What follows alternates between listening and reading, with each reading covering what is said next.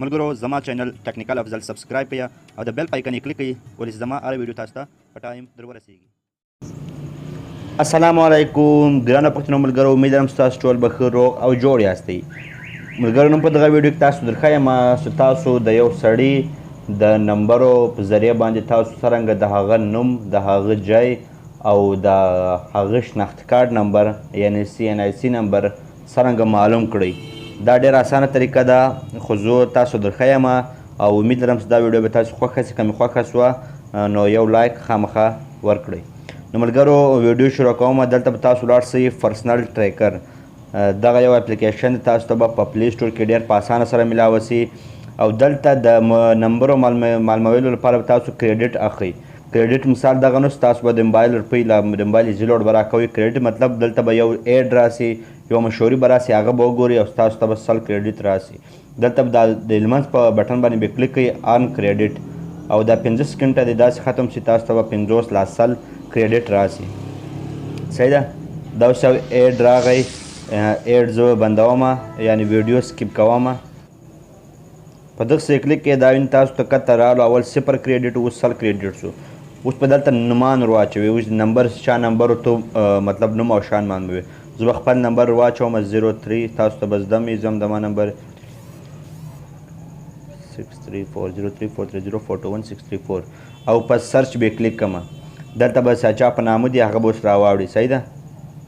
دا نمبر زما د ورور په نامه دی مشتاق او سیل نمبر یې دغه دی او الفلا دا د کوم جکس د راایستلی د سیم د هغه جین نوم ده. صحیح ده.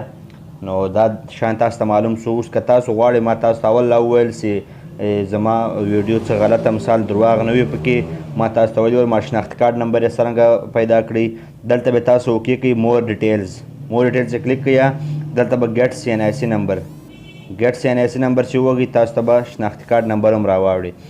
د شناخت کارت نمبر لپاره دا یو بل اپلیکیشن ده، هغه هم دغه کې خپله راوړي. مثال تاسو خالی انسټال کړئ، دغه کې به درته راواوړي، تاسو صرف انسټال کړئ او دلته هم لیکلي دي کریډټس. مثال بیا به لمنځ بټن ووږئ او ارن کریډټ باندې بیا کلیک کړئ.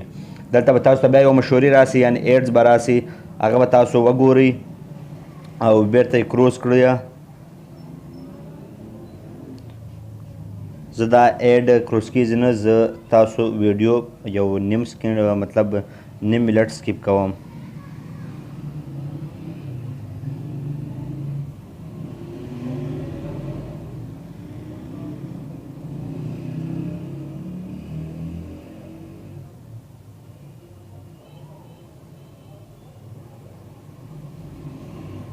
اوس دلته بیا ته هغه نمبر زه خپل راچوم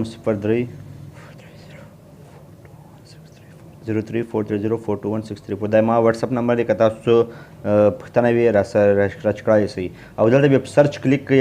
دلته به د ID کارت نمبر راوړي.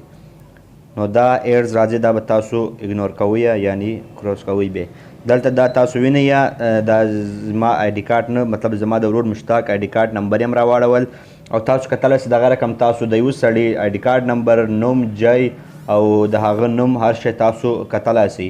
نو ملګرو امید لرم دا ویډیو تاسو ښه سوي وي او که مې اپلیکیشن را ډاونلوډ کولی تاسو به ولاړ شئ پلی سټور ته او پلی سټور کې به ولیکئ، پلی سټور ته به ولاړ شئ او په پلی سټور کې به ولیکئ دا آسکه لیکلي پرسنل ID ټریکر.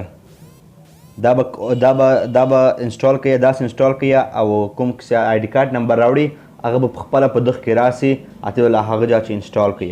نو ملګرو امید لرم دا ویډیو تاسو ښه سوي وي. که مو ښه سوي وي نو ضروري لایک او سبسکرایب کړئ چینل او کوم چینل په بیل کلیک نه کړئ نو د بیل په بټن هم کلیک کړئ چې زما هره ویډیو تاسو ته په ټایم در ورسیږي. ډېره مننه. د الله په امان.